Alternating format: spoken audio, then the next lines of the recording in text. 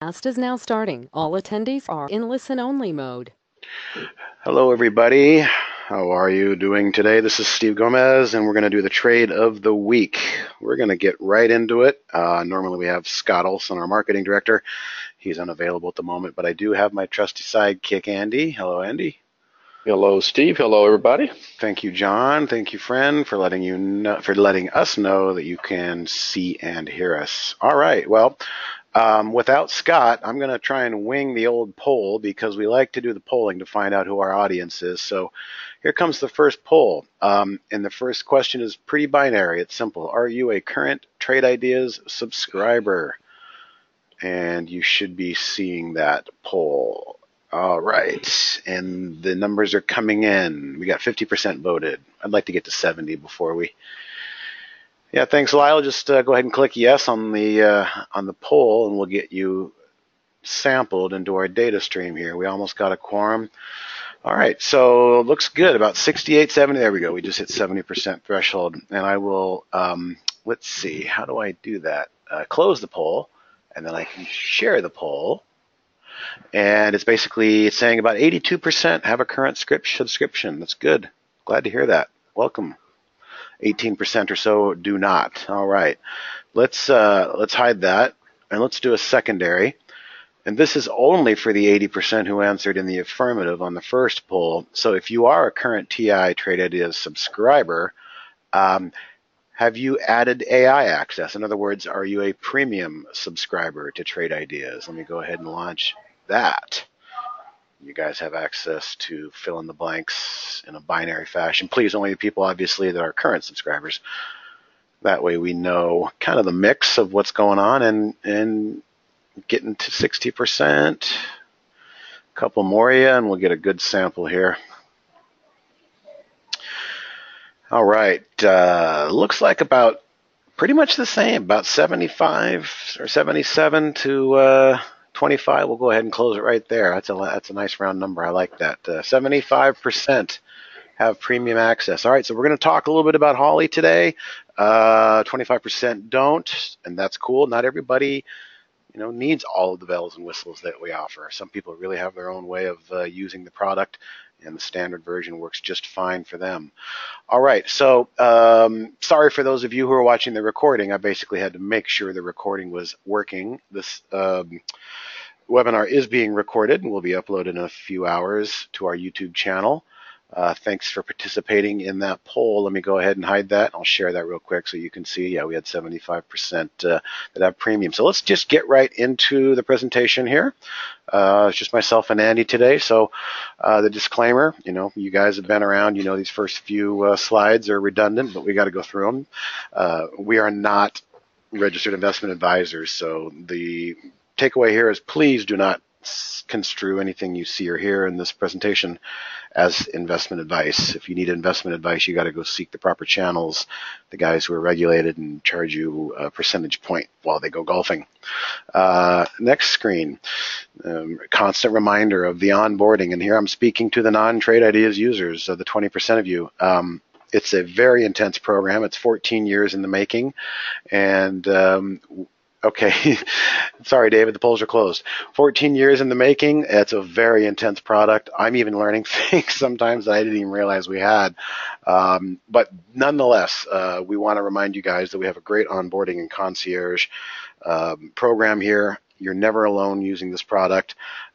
We have Barry's live trading room Monday through Friday during market hours, trades his own account. Very patient moderator and helps people with the program, the platform, and there's also some great traders in there as well that people can glean and learn from.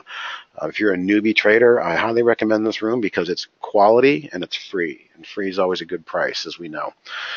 Beyond that, we have the afternoon marketing webinars to kind of talk about what's going on with the program, the trade of the week, the questions and answers. Those are our 5 p.m. Eastern webinars. You're tuned into the Tuesday webinar right now, trade of the week. We have a 5 o'clock Eastern webinar Monday, Tuesday, Wednesday, and Thursday. Rounded out by Friday, we have a Come One, Come All open Friday support session. So if you're getting on the webinar emailing list, you also should be getting invites for the Friday support sessions where we just kind of open up the doors and you guys come in and set the curriculum and set the pace, and we just go until there's no more questions. Not listed on here is our new Trade Ideas University. It's going to have to update these slides here, I think, for next time, because we're migrating away from the one-on-one to a more group training classroom environment. It was just getting too long of a wait for the one-on-ones. We'd love to continue to do those, but we're getting too big. There's too many users that need a lot of help, and we only have a limited amount of people here that are qualified to do the one-on-one. So what I'm saying is we now have a new thing called Trade Ideas University. If you're a current Trade Ideas user, go to the website under Support and Training, and you'll be able to sign up for what we call TI 101 and 201. That's Monday, Tuesday, it's basics.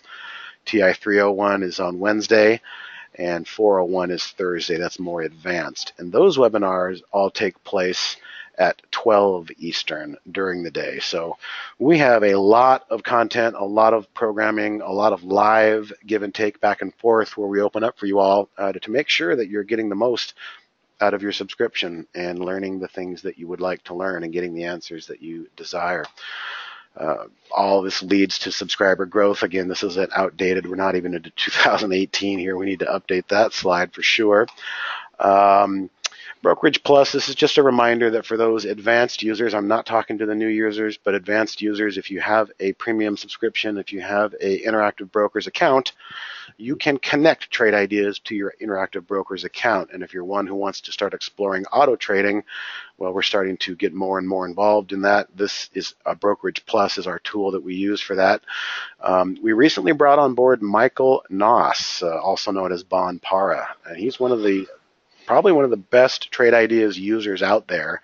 And he basically is an auto trader, a robot trader, and most of the questions regarding this product are going to be rerouted to Michael Noss, so you can get the best support. We're very glad to have him on board now for the last couple weeks and going forward in perpetuity.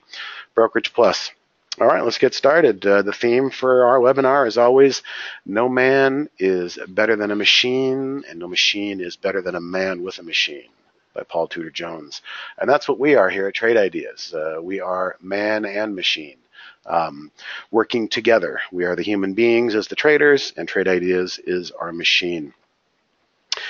Agenda for today is kind of typical market recap. I'll talk a little bit about the market recap. I want to show you some data points on how Holly has done risk on versus risk off in a chart form since January 1st.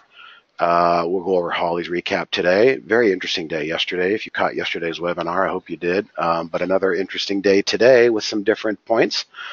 The trade of the week we'll talk about, which just happened to be GE, not triggered, which is a funny choice of words for anybody who attended last night's webinar. Somebody asked me a question about GE, and I got a little triggered. It wasn't towards the asker of the question, it was the nature of the question. Well, maybe I'll delve into that as we get closer to the trade of the week and the discussion of GE.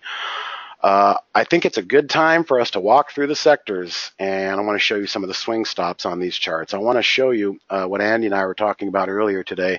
You know, the market did have a bounce today, but when we go in and take a look at the sectors, we're going to see maybe just how healthy this market is or is not.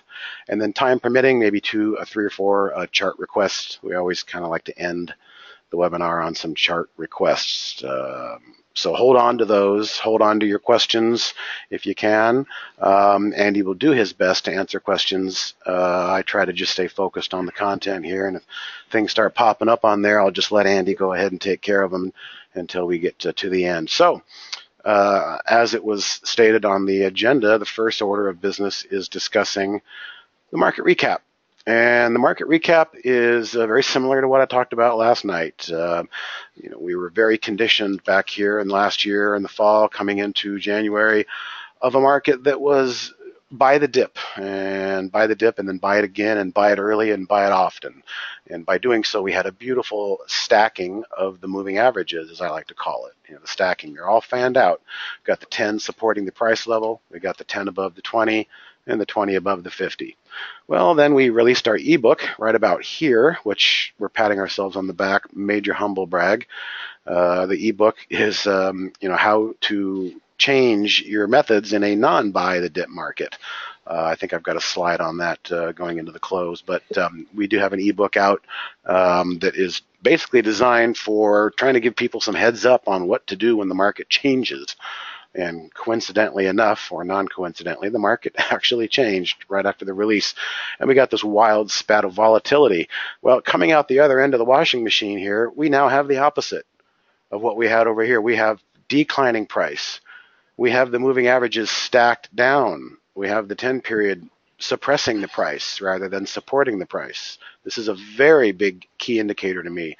I try not to get too involved in technical analysis and too many indicators, because you start to wind up with all the planets having to line up before you can pull the trigger, and that becomes over-analysis paralysis. And I like to just focus on price action, occasional candle patterns, support and resistance lines, but I really do give a lot of credibility to the 10 period moving average. I've been using this on a daily chart and my 15-minute chart for 2 decades now, and I swear by it. It's what I like to use. So what we have is the momentum line, the 10 period moving average, pushing down. It's keeping a lid on the price. And so we had a little relief rally today. I'm not going to redraw the 200 SMA. I don't like to use it that much, but it was coming into major significance yesterday. Basically, we gapped back above that. The Spiders SPY was the only ETF to close below the 200.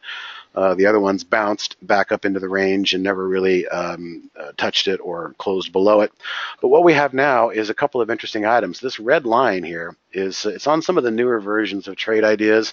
If you don't have this red line, I would recommend going to our products page and scrolling down to the bottom and downloading the latest beta version, because we're getting more and more indicators to come up here on the charts and help people see and identify major levels. And this line is going to come into play a little bit, I think, when we start looking at the sectors later. But as you can see, yesterday's low was in fact the swing stop that our Trade Ideas logic is now lining in the sand, the red line in the sand, as they say. Well, there it is right there, and this is going to show up on a few more. So we bounced off there for the time being, but we've got this declining 10-period moving average. I'm feeling really not bullish. I don't want to say super bearish, but I'm feeling really cautious here, okay? What would change my mind from being super cautious would be a close back above this declining 10-period moving average. We just can't get it done. But if we do get it done, then I'm going to turn my hat back to kind of the neutral stance. But right now, the moving averages are fanned out to the downside, pushing on the price action, downward pressure. Bit of a relief bounce today, but again, this red line is kind of really showing us where the risk lies, where our drop dead zone should be. If we get a close below this red line, which is indicated as what's called a swing exit, on the chart there, then I'm going to start saying I'm getting bearish, because that's just going to be another confirmation that we're looking for another leg down, and these moving averages that have rolled over and crossed over, 10 below the 20 and the 20 below the 50, starting to show some semblance of patterns versus the crazy nonsense and volatility we had up here. All right, let's go around the horn just a little bit.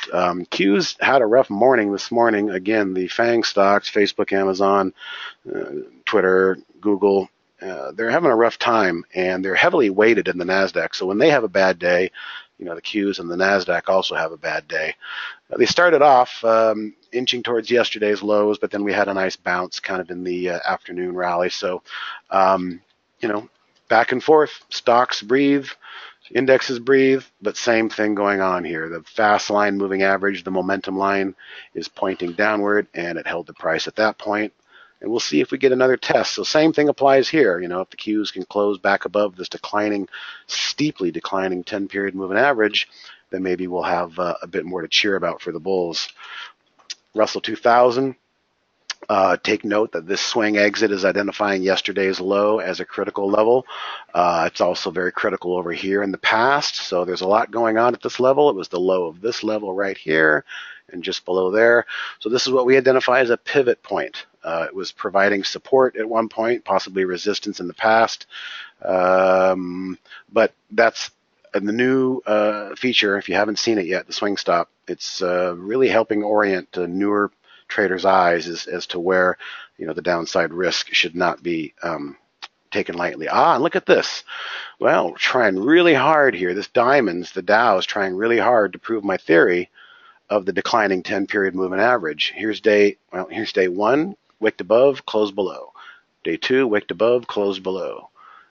Barely wicked above, closed way below. Wicked above, closed below. Yesterday went right to the high of that moving average, and that was the high of the day. And today we kind of nestled right up underneath it. So looking at this, guys, maybe, if the Dow can post a decent bounce tomorrow and close back above this declining moving average, again, that might be a bit of good news for the bulls going forward technically. We shall see.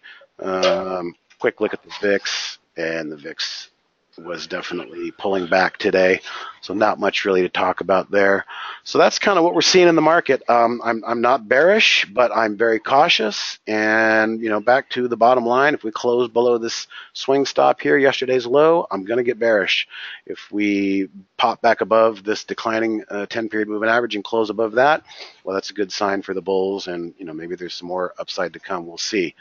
But the big takeaway over this big picture is what we had over here. We now have the mirror opposite over here with the fanning of the moving averages, no longer supporting price, but now suppressing price. Anything you want to add, Mr. Lindloff?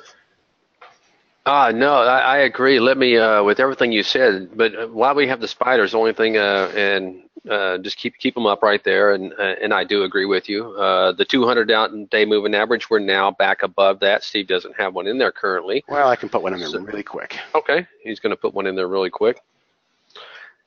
And you can see we're kind of a war going on around the 200-day moving average once he gets it in there, and now we're back above it after closing yesterday below it. So that's going to be definitely wedge. Something you want to keep your eye on. We got ourselves a moving average wedge. We got the momentum line holding the price down with the long, steady ocean liner 200-day moving average trying to hold price up.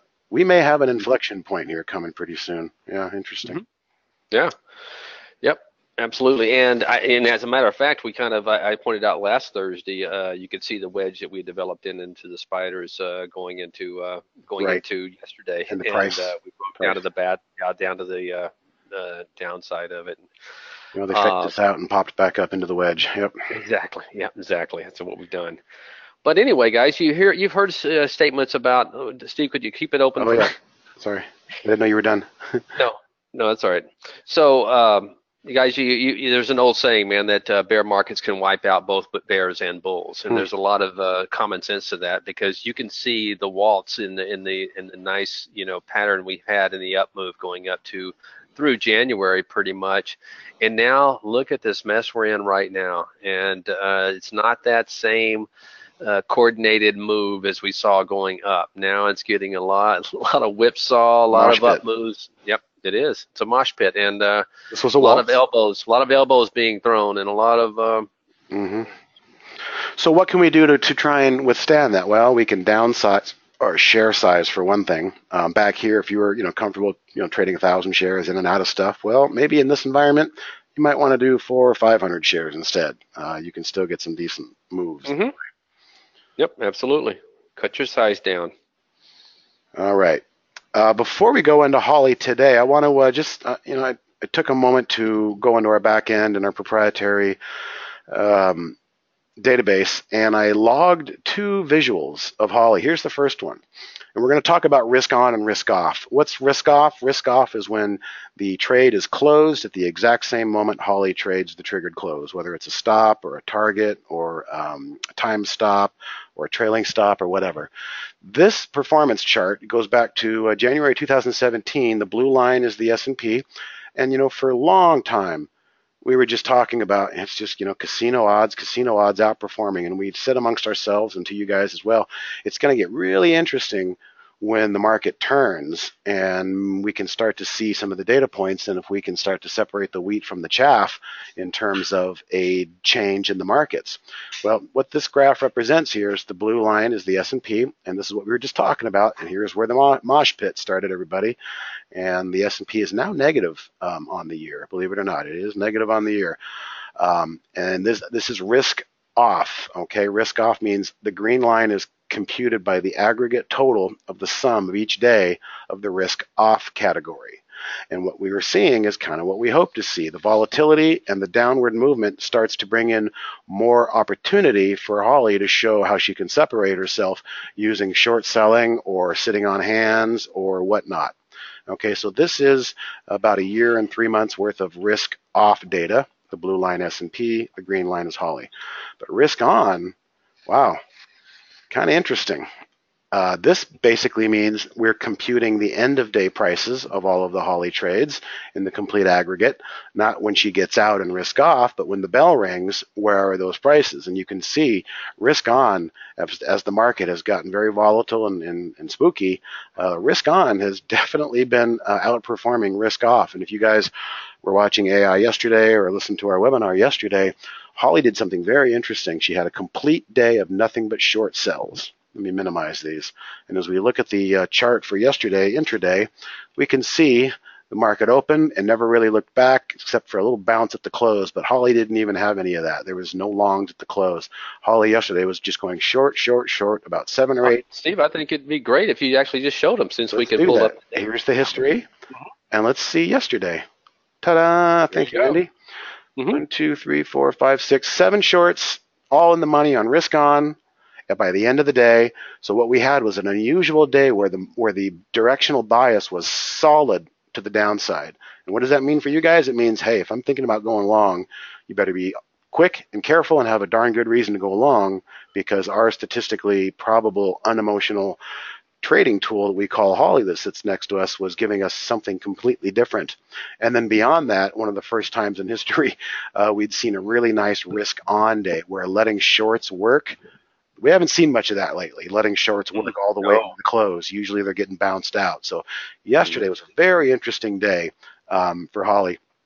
But I just wanted to quickly, highlight your eyes that it seems like risk on, has been doing okay. We're really starting to see some separation in the volatility and the general, think of all the passive investors that are tied to the S&P here. They've had a rough 3 months, but, the Holly signals that she's kicking out are giving us some interesting trade ideas, definitely over the last 3 months. A lot of Tums being popped. Yes, you are correct about that. A lot of Tums being eaten.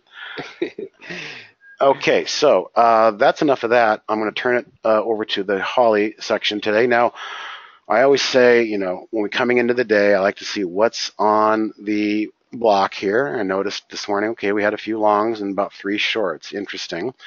But as the day went on, let's see, if we sort by entry time, we started the day off with 2 longs, then 2 shorts, and then 3 longs. So right off the bat, guys, our directional bias is kind of thrown out the window here. The AI is saying that, there's money to be made on both long and the short side today. Holly was definitely playing tennis with a forehand and a backhand, going both sides today. And if we double click on the risk on values, again, we finished the day pretty decent, over $5 on risk on, meaning whether it was a short or a long, letting it go into the close was the order of the day, which is kind of unusual. Typically, the shorts might get wiped out by the end of the day if we have a bounce, or vice versa. But in this particular case, it was a very strong risk on day. So that $5 hasn't even been computed yet. It'll be added on to the little tick here. It'll bring the little green line higher, and the S&P is still down here doing its thing. So interesting day today off of the heels of a nice directional bias yesterday.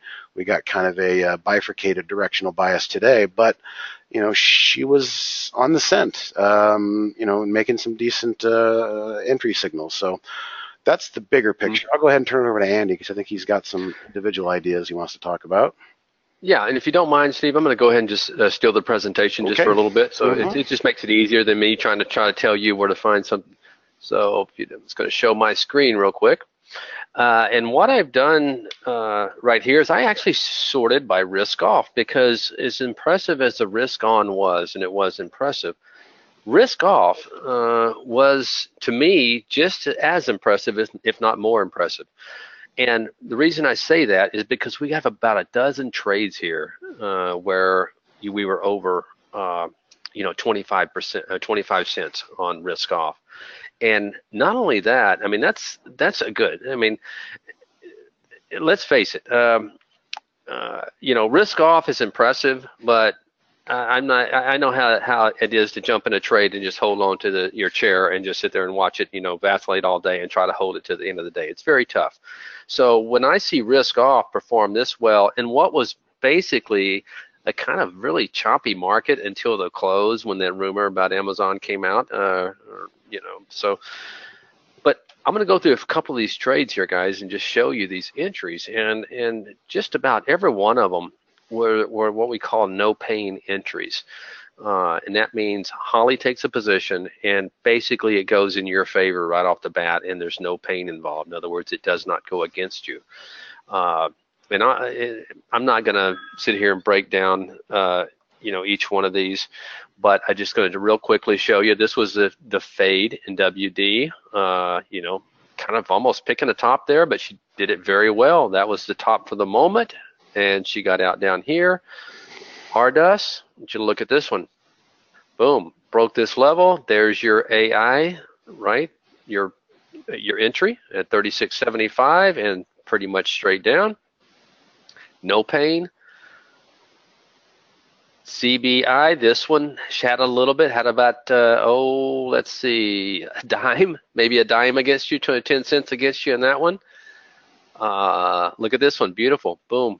Right up here, there's your entry, and look at that. Hey, Andy, is that a 10-period SMA you had on there?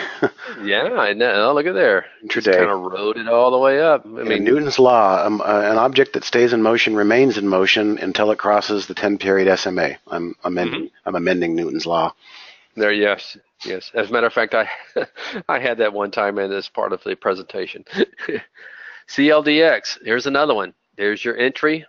Right there, and came down here, bounced right off the entry price and moved higher. So guys, this is the kind of stuff that is so valuable. I mean, to give you entries like this where there's basically no pain. Here's one on a pullback, boom, bounced straight up. So I was very impressed with not only the risk on today, but also risk off, because she managed a lot of these trades well. And let's face it, $3.23. She did have several trades today, but she, they were working. I don't like it the days where she has a lot of trades and the P&L is not as strong. But boy, I'm not going to argue with her today. That was a lot of good alerts. Yeah.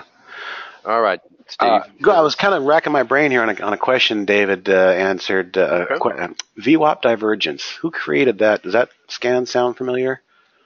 VWAP divergence alert. Yeah, we have it, but I don't know. I don't know the name of an alert. I just looked through my cloud, David. I didn't see one called that, but maybe if Andy sees something like that. It sounds familiar, but I haven't. Whatever it is, I haven't looked at it in a while. If you got it, feel free to send it over. No, I don't have one for that. I remember hearing it before, though, David, but I just don't have it. David's mentioning that alert has been interesting in his observation as of late, throwing up some interesting stuff. All right.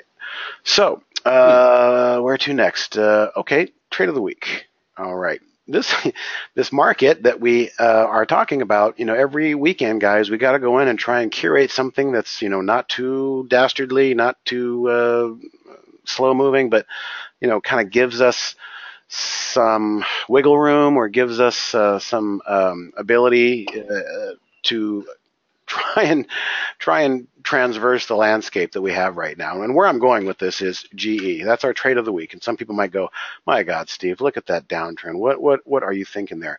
Well, guys, I'm not thinking here. I'm going on with what Holly saw. Holly, the AI, saw something here on a down day where the volume was incredible and we had a really nice bounce.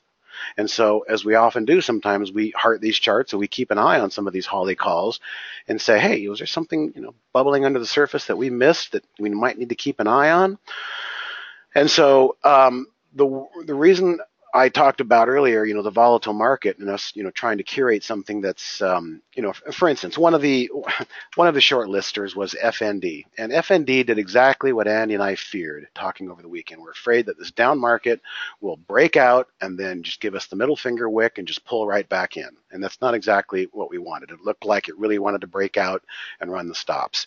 So if the market was going to continue to stay weak, The blue line here is the basically the pivot line, as I mentioned earlier, support, support, support, then became support there, and basically was very close to resistance, but I raised it a couple other pennies just to get it to the round number of 14. So there's never a reason to come in and buy a chart necessarily that looks like this. We want it to trigger. So we thought there's a possibility that there may be a few days of more market uncertainty, volatility, downward movement where, the stock doesn't trigger and paint us into a corner, kind of like that FND did. Well, GE is doing exactly that. It basically got caught up into the market Thursday and Friday, and now we did a nice little bounce just above, there's our swing exit low. This is our downside risk, and this is also the downside stop should the trade trigger. So right now, this thing is in a terrible downtrend, and there's no real reason to jump in down here. But, big but, if we can transverse and get above this pivot level, where prior support became kind of resistance last week, well, we might be onto something here. And, also, if I won't pull up the content, but it basically said, look, if the trade of the week in GE doesn't trigger, that's okay. Better to not be in a trade than be in a trade that we don't want to be in, like FND, where it just kind of spikes above and then, wicks back on us. That's not what we were really looking for. So this trade is still in effect. I'll tell you what, if this thing, maybe tomorrow, Wednesday, and maybe Thursday afternoon, this thing starts to break through, hey, this is live. This trade is live. This is what we want. So I'm thinking there's a good possibility if the market does bounce, then great. We can participate in something that might have a nice oversold bounce to it after a pretty good downturn. And, this is $30 up here. I laughed last night in the webinar, somebody, and I wasn't laughing at them, I was laughing at the concept of it because I've been doing this for 2 decades. And somebody said, well, I heard there might be a downgrade in GE. And I kind of laughed to myself and perked up a little bit and aggressively responded, I don't really care what analysts think, especially analysts that wait for a stock to go from 30 down to 13. And in my experience, in the nefarious world of Wall Street and the way it works, usually those are contrarian signals. Those guys, the analysts, they don't work for you and me. They work for the sign on their building. And if the sign on their building says Goldman Sachs and they're telling all their clients to buy GE tomorrow in the midst of a downgrade, so they have a lot of volume and liquidity that they can jump into, well, that's kind of how it works sometimes. So I kind of laughed at that. I just wanted to remind people that we don't base our decisions on fundamental analysis. Typically, we certainly don't base our decisions on what an analyst says. An analyst is just somebody who doesn't trade and they look in the rear view mirror at fundamental data. We don't want to listen to that. We want to put our ear to the ground and listen to the chart and listen to what the footprints in the sand is telling us. What's the herd telling us? Well, the herd is telling us that it might be overcooked on the downside here. We couldn't even get a double bottom today. And if this thing comes back up and breaks that 14 level, well, we might have a nice push higher. And so that's the reason for the GE trade of the week. It's a very safe trade in a market environment such as this. If it triggers, great. It's probably going to trigger with a market bounce. If it doesn't trigger, no harm, no foul. Better to not be in a trade than to be in a trade that you wish you were not in. So anything you want to add, Andy? No, I totally agree. And this is the way Steve and I were when we ran our little Ditto trade account. That in an environment like this, you don't want to be guessing. And we could have easily made a call that was active immediately at the open yesterday morning. But then look at the action that we had. It's like I would rather do what we did here as far as, making a buy point. If it breaks that point, great. If not, better, like Steve said, better not to be in it. Yep. Better to wish you were not in a trade. Exactly. Than, being on the sidelines wishing you were in. Yep. All right, David. Cash is good. David just dropped my curiosity. He gave me the cloud link. Let's see what he's talking about here. VWAP divergence. What do we got going on here? All right, so it's an alert window. And what is our configuration? It's a VWAP divergence trigger. Okay, so basically a positive VWAP divergence with a minimum of 2% up. This doesn't look familiar to me, quite honestly, David. It must have been from somebody else. No ETFs, 400,000 shares a day. small spread, and no more than 5%. So you're basically relying on the actual alert here to generate the signals, because I don't see a whole lot of filters. And with that said, if we do a history of today, let's just see what a couple of things may have come through on. I'd like to get the signal candle on the chart. Why can't I get that on my intraday chart here? Interesting. So the signal candles for this particular alert are showing up on the daily, but not the intraday. Yeah. Interesting. Well, I'm not going to spend too much time on that, but I honestly, David, I don't know where that came from, but if it's working for you and you like it, then stick with it. Stay with it without a doubt. A quick honorable mention, ABX. Share that scanner? Sure, I'll share that scanner. That's not fair of me to tease you all by popping that up there, so I'm going to recopy that. I'm going to go down to the chat window, everybody, and I will type in VWAP divergence. And for anybody who wants to collect that, pasted and sent to the chat window, just click on the chat link like that. Takes you to the load from cloud page. You're halfway home. Copy. And then you're done. And Steve, I also downloaded that VWAP divergence, and the reason we weren't seeing it on there is because those are after hours. If you on the history of today, okay. yeah, Okay. You can see the time on there. Well, here's what I'm going to do. I'm going to minimize that. I'm going to throw that down there, and I'm going to save my layout so I don't have to go back. It'll always be there in my minimized categories, and I can maybe keep an eye on that thing, as David suggests. It's been interesting as of late. Might have been created by Jamie. Yeah, it's possible. We're getting a lot of guys here on our team now. Could have been Michael. Could have been Sean. Could have been Dan. I don't know. Honorable mention, ABX, 2 weeks ago was trying to identify a gold miner. Again, kind of a defensive play in a down volatile market. We got the propeller hat formation that Andy and I used to call it. We got a wick to the upside and then a wick to the downside, kind of a stalemate. But this one's still intact. I think if we're kind of hedged here, if the market does roll over and get volatile again, it's always possible that, the big guys could seek some shelter in gold and gold miners. We shall see. But ABX is still intact. It's just breathing, letting it do what it does, back and forth vacillate, and that's that. All right, where to next? All right, I'll walk through the sectors and isolating the swing stops. So on all these sectors I'm going to go through, we're going to have a red line at the bottom kind of showing you where the drop dead zone would be if you're having a hard time seeing that, just like the spiders are showing us here on the S&P chart. Yesterday's low is pretty much our drop dead swing exit. Let's go to my sector board here. And the idea of this exercise, guys, is to say, well, we got 30 sectors in here. Well, four of them are basically the ETFs for the indexes, so we'll avoid those because we've already talked about them. But let's see if we can go through and identify any sector that actually is looking poised or strong, starting with the airlines. Well, they used yesterday as their downside low, but looks like everything else, moving averages, are suppressing the price action. Nothing of interest there. OIHs, well, even though they're not showing anything, these things are really holding on to this level hardcore. I don't know how many times we're going to have to test these levels down here, but once again, yesterday's low is going to be the downside in the oil service sector.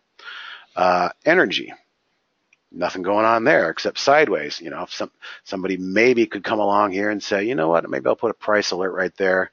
And if we get a strong move in energy, that's a pretty long, narrow range. It might be nice to know if energy stocks are popping on a given day. We'll know if that ETF breaks above, but still nothing to write home about there. Diamonds, we looked at those, very much being suppressed by the downward 10 period and being supported by the 200-day, excuse me. Semis, they were a darling about 2 weeks ago. What happened? They fell back in. Looks like I'm getting some alerts after hours on this VWAP divergence. I'll have to mess with that. But nothing to write home about here. The moving averages are rolling over and crossing and nothing really going on there. Regional banks, well, they're holding on to this level for dear life down here as well. Also kind of like the indexes. Declining 10-period moving average coming down to meet the price. We'll see what happens when they converge. Russell 2000, we looked at that. Healthcare looks very similar to like the diamonds and everything else. We're starting to see a pattern here, guys. I'm yet to see an industry group that wants to try and lead us out of these doldrums. The broker-dealers, they're also being suppressed by a declining 10 period consolidating here. Of course, like I said earlier, what would change my mind? Well, maybe a close, and that goes for any of these ETFs, any of these sectors, a close above this declining moving average, the 10 period, that seems to be weighing on a lot of these stocks, indexes, and sectors. It's kind of a universal theme. Financials, same thing. Can't get a close above the declining moving average. They're all fanned out. This looks just like kind of the market does. The other side of the mountain, here was the good side, and now we're on the bad side. Home builders, they're even trending lower. Nothing to write home about there, and we can see yesterday is kind of a drop-dead swing stop for those as well, and they're even trending down. They're not even really going sideways. They just moved region. These are shuffling after hours on me, darn it. Yeah. Retail, not much to write home about there. There's our 200, but get kind of choppy. Nothing really special there. Agriculture, below the moving averages, nothing special there. Spiders and Qs, oh my. Technology is going to look just like the Qs. And okay, we're coming up on some stuff here. UNG, which is natural gas, not really a favorable ETF to play. It's just kind of a tracking stock. You'll get your when the inventory reports come out on these things, the intraday HFT algorithms go hog wild and they stop you out in both directions. It's no fun. Steel, well, steel had a nice bounce right off the 200-day, and looky here, it's actually trying 2-3 days. We may even have a close above. Let's just see here. The close in this, 45.55. And what is the value for the 10-period moving average? It is 45.51. So look at this. We actually found something that closed above the declining 10 period. So let's mark SLX down as a possible candidate to keep our eye on. And I know this next one, another commodity. This looks nothing like what we've been looking at, guys. USO is the inventory ETF for the physical commodity of oil. Pretty cup and handly looking. I don't know, what this means for the market in general, but there's our upside. I'm going to go ahead and just create that price alert right now, and alert me if the USO market ever does trade above. We might start getting a lift in the OIHs, these kinds of things. What could bring these things out of the basement? Well, if we get a big push in oil, it's quite possible some of those might. So far, two things we can drop on our foot: steel bar and a gallon of oil. Is the only thing that's really showing up. So commodities are kind of holding. Commercial real estate downtrend. Nothing really to write home about there. Biotechs, ugly, way below. They're declining. Holding on to this once again swing stop. Solars, their swing stop is a little bit higher up, but as you can see, still a lot of work to do there. The China stocks, holding on to their swing stop. Oh, look at here. Here's something we can drop on our foot. Gold. Okay, holding up. It's not moving averages aren't suppressing the price. It's kind of interweaving in between the prices. But you know what? I'm going to have to shut the window because it never fails that Tuesday the lawnmower man comes. I'll be right back. David, I don't know if you saw that in there, but Raul wants to know if that VWAP divergence is a long or a short play. Sorry about that, guys. It's more distracting to me than it is to you, I know. I believe that was a long play, right? The VWAP divergence. Andy? I'm waiting to hear. Yeah, David says he thinks it's a long. I haven't had a chance to look at it that closely. Yeah. Well, looking at the charts, the way they were reacting, I think so. All right, so gold is basically, I could probably draw a little wedge here. Every time I do that, it takes me 3 minutes to draw a wedge. Yeah. You can see if you drew like a triangle wedge, gold's kind of stringing back and forth, painting itself into a corner, but holding up. Doesn't look anything like the other stuff we've been looking at. Moving averages fanning out, clinging on to these lower levels down here. So gold is rather interesting. And then treasuries. Well, this has been kind of a flight to quality as the market's been selling off. A lot of institutions are basically going for, sell some stocks and get into bonds. And the TLT is an ETF of the 10-year Treasury. And so this looks, again, nothing like some of the other things we've seen. All right, let's take a look at gold miners. Pretty choppy, nothing to write home about. Silver and gold miners again. So what we can deduce from this is I didn't see a single sector in here, retail, biotech, healthcare, whatever. I didn't see anything that looked healthy. The only thing I see that looks somewhat healthy are the things we can drop on our foot and say ouch about, the commodities. So let's see, what happens. I don't see any leadership in here at all, guys. And that's not a good, check mark for the bulls. We can have a little green candle and get happy about the bounce today, but underneath the surface, using our own eyeballs and our 10,000 hours, we're not seeing a whole lot. So other than the one that I added, steel, could be interesting. Again, we'll see how this can fight higher, but nothing really. Anything stand out to you? No, I agree, man. It's pretty pathetic looking out there, And like I said, even though technically we're not in a bear market, you would have to consider this to be a bearish tape. We've seen the last few weeks. Okay, I happen to see that somebody has asked for the most recent version of the trend change lubricant, so I just copied that and pasted that cloud link. That's also in the chat window for you, for who asked for that wing. I think you got it. All right. We all caught up on questions? For the most part, I think so. All right. So we got a couple minutes. We could take 4 or 5 chart requests. So if you've got a symbol you've been sitting on, go ahead and throw it in there. I got a feeling we're not going to have a lot of good stuff to look at unless you guys find us a real gem. We'll talk about it, but it helps to know. Thank you, Mark. If you're thinking long, if you're thinking short, if you're in long, if you're in short, it always helps to know. So we got a couple here to start with. TVPT. TVPT. Here we go. All right. So obviously we probably had some news. Was it possibly earnings recently? I don't know, but there was a big move here. And this is what's doing, kind of what we call a flag pattern, starting to flag. So what I would watch on this is everything I've been harping about. We've got the moving averages stacked here. It'll be curious to see. I think the price action probably has a destiny and a date with this 10-period moving average. I think you're going to want to watch and see maybe what it does when it gets there. Ideally, if it pierces through it and pops back up and closes with a nice end-of-day close with a bottoming wick, that might be the 2.0 setup for a secondary move, a higher base camp.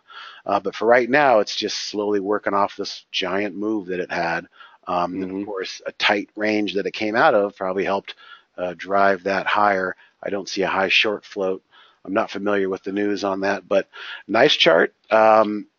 Cleared those levels as well. Here's another thing to consider. It actually broke through there already, but there's a lot of kind of middle of the road congestion right there that it did bounce off of yesterday. So maybe it goes sideways for another day or two, but trust me, this 10 period is going to come up and catch it. And I think that's going to be maybe your signal as to where it wants to go again. If it closes below it, then all bets could be off. It just might bleed lower. All right. I think we got enough symbols. Let's go take a look at AT. Oops. Okay, this is Atlantic Power. And the stock tells me it looks like it trades in nickels. It's one of those nickel programs. Every price point is in a nickel. Nothing really special here. It's below $5. So it's probably under pressure with the institutions as well.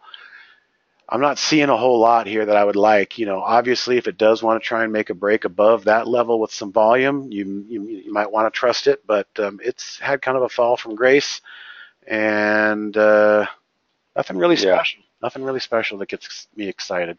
But you did mention short, so let me turn around and turn my hat over. I'm always assuming long. So what would we want to see? Well, I'm just going to go back to the trade ideas logic right here. 205, if this thing wants to trade below 205, might be a level. See, what you can do, guys, is the swing stop is an assumption of going long, but it can also be renamed as short entry. Right, Andy? Sure. So, think about that. Flip it upside down, guys, and sometimes you can use that as an actual entry, and that would be my point on that one. Caterpillar short. Thank you for declaring short. This looks like a lot of other things we're seeing. It's probably going to fall victim to what the market does. It did exactly what the markets did yesterday. Yesterday's low is the swing stop low, and we kind of just bounced back up into the range. Moving averages are all fanned out, and the 10 period is kind of pushing the price. These are the kind of stocks, these are the kind of setups that, honestly, if you wait and shorting in the hole, as they call it, waiting until it breaks down and shorts into the hole, sometimes the market dynamics have a dastardly way of bouncing you out and getting you frustrated, only to roll over a day later and then frustrate you that it went down without you and you lost money on it when it was your idea in the first place. So what you could kind of do is, if you really got your eye on this thing, you could use the bounces kind of like we had today and, maybe fade a half entry. But don't give it any more than this declining 10 period moving average. This is going to be your guiding hand to the downside. But that's a whole topic for another day. Entering short trades, it's very easy to wait for confirmation. And then what you have, guys, is a market full of participants who have been emotionally conditioned, like Pavlov's dog, to buy the dip 30 minutes after it breaks a critical level. And eventually that's not going to work anymore. But what you don't want to be is the guy that shorted in the hole just in time for the major buy the dip rally of the people who are not yet seeing the market the way you are. All right, we'll do one more and we're out of here. Actually, we'll do, one more. MMM. You missed NITRI. We want to make sure we get NITRI. I did miss NITRI. Nice. So we'll do NTRI and then Triple M. Okay, and NTRI is just as it is. Raul, you didn't say long or short. This is an ugly looking chart. I don't see a whole lot of reason. I'm seeing the game that I used to play as a kid called Don't Break the Ice, where you just keep pounding on the ice here, which is the red line, and eventually it might find a crack. Same thing applies here, the declining 10 period moving average.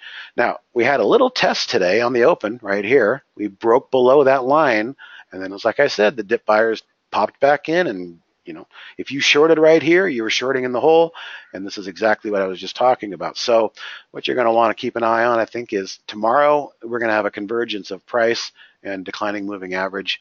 If this can close above that moving average, it might be step one in trying to build a base from where it is. But when I see it knocking on that level so many times, with the moving averages coming down to meet it, that's a first glance bearish, weak kind of a chart to me. It failed Holly play a few weeks ago. Yes, correct. For whatever reason, it failed. But look, we had a sell signal back in December. Yeah. Well, even if Holly's 65% right, a lot of times intraday, that still means there's 35% chance you're not going to be right, and that's trading. Trading is learning how to deal with adversity and cutting losses, managing risk, and moving on to the next opportunity. And also knowing what the market is doing. Look what the market has done the last couple of weeks. So, always. First, what's the backdrop? What's the setting? All right, last one is 3M. Looks just like every other chart we got going here. Yesterday's low is the new downside swing stop. The moving averages are fanned out. MM short. So Don, if you really want to get this thing short, if it has any lift or bounce, you could maybe, again, half size, or we used to call it starter size, get it on the radar, get some skin in the game, not a full size. But, if this moving average comes down and you see it midday, you start lining up those averages and you see it maybe pop and then it's being sold right there at that daily. Those are the kind of places you might want to consider going short. Because if you can nail those entries, the staying power is so much easier than shorting in the hole and praying for continued downside momentum. I mean, this market has not seen a lot of continued downside momentum. We've seen a couple of gnarly days, but we don't really see a lot of follow through. We see a lot of bounce up and a lot of volatility. So it's really hard to short in the hole, short at lows, and expect follow through. So, one of the ways you want to go short is start thinking, turning your brain upside down as it bounces up into these moving averages. Trust that net is there to capture it. If it blows through and closes above, well, then you're wrong. You got to get out and remind yourself it's not the first nor the last time that you were going to be wrong in this crazy game.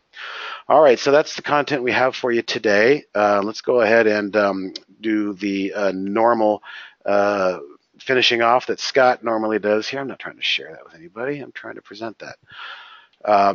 Podcast. I don't know if we're going to have a podcast this week. We got a lot of guys off, including the main guys, Jamie and Dan, that do the podcast. So, tune in next week. Search your favorite podcast library for the Trade Ideas podcast. I think we're in the 50s or 60s now. And every Friday, typically in the late afternoon on Friday, is when those will be released. And here, as I mentioned earlier, we timed the market almost perfectly, releasing 5 ways to win in a post-buy the effing dip market. And some of the things I was just talking to you about, shorting on those bounces, things like that.